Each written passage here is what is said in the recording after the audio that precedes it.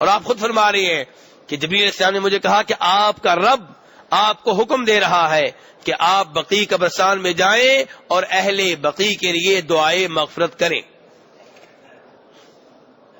کس قبرستان میں جائیں؟ اور جس کا نام آپ نے کیا رکھا ہوا ہے؟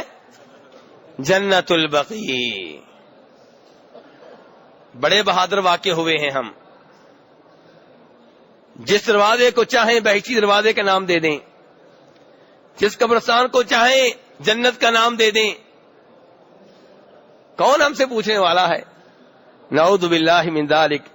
میرے بھائی، قرآن پاک کی کسی آیت میں، نبی صلی اللہ علیہ وسلم کی کسی صحیح حدیث میں، صحابہ کرام کے کسی صحیح قول میں آپ کو بقیع قبرستان کا نام جنت البقیع نہیں ملے گا. جب انہوں نے اس کا نام جنت البقیع نہیں رکھا تو میں اور آپ کون ہوتے ہیں اس کو جنت کا نام دینے والے؟ میرے بھائی، احتیاط. دین میں تحقیق کی عادت ڈالیں. بات کرنے سے پہلے سوچ لیا کریں. مسئلہ بیان کرنے سے پہلے اس کا حوالہ تلاش کر لیا کریں. تو بہرحال اس قبرستان کا نام کیا ہے میرے بھائی؟ بقیع. صحابہ کرام اس کو کہتے تھے بقیع قبرستان یا بقیع الغرقد. غرقد ببول نامی درخت اس میں ہوا کرتے تھے جب یہ قبرستان نہیں تھا، تو اسی نسبت سے اس کا نام بقیع الغرقد ہے یا مقبرۃ البقیع، بقیع قبرستان. صحابہ کرام رضوان اللہ علیہم اجمعین اس کو جنت نہیں کہا کرتے تھے. تو اسی میرے بھائی، آپ اس کو جنت نہ کہا کریں.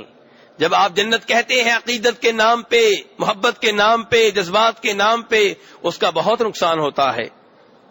کیا نقصان ہوتا ہے؟ پھر لوگ کہتے ہیں کہ جو بھی ادھر دفن ہوا وہ جنتی ہے، کیونکہ یہ جنت ہے. کہتے ہیں یہ جنت ہے، جو اس میں دفن ہوا وہ کیا ہے؟ جنتی ہے.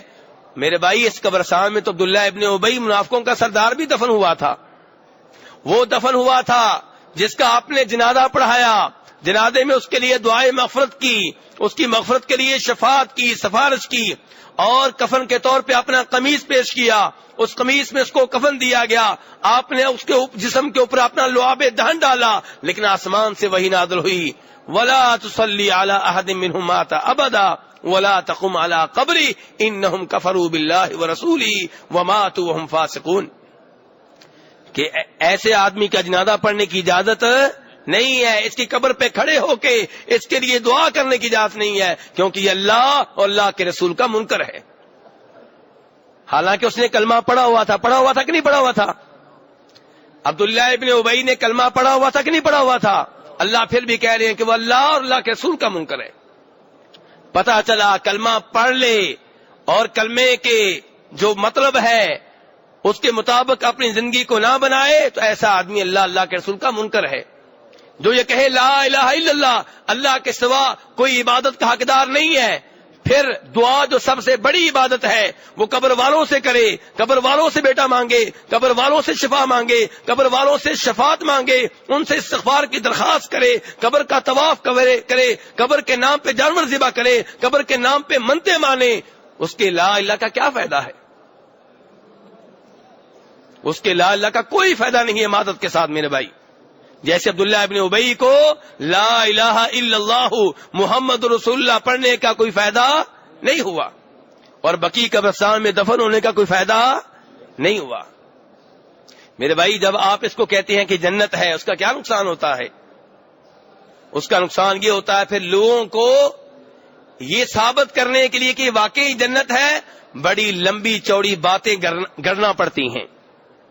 پھر وہ کہتے ہیں جی اگر اس میں کوئی ایسا آدمی دفن کر دیا جائے جو پکا سچا مسلمان نہ ہو تو رات کو فرشتے آتے ہیں یا پتہ نہیں کون آتا ہے، ان کی روح کو اٹھاتا ہے، جسم کو اٹھاتا ہے، کہیں اور لے جاتا ہے، کسی اور قبرستان کی روحوں کو ادھر لا کے دفن کر دی جاتا ہے. اتنی لمبی چوڑی باتیں کیوں کرنا پڑتی ہیں؟ اس لیے کہ آپ نے اس قبرستان کا نام جنت رکھا ہے. اور پہلی غلطی نہ کریں تو باقی غلطیاں نہیں کرنا پڑیں گی، لیکن جب ایک کرتے ہیں پھر باقی بھی کرنا پڑتی ہیں. جھوٹ کو سچ ثابت کرنے کے لیے کئی اور جھوٹ بولنے پڑتے ہیں. اس لیے میرے بھائی، دین میں احتیاط سے کام لیا کریں. یہ کس کا دین ہے؟ نبی صلی اللہ علیہ وسلم کا دین ہے.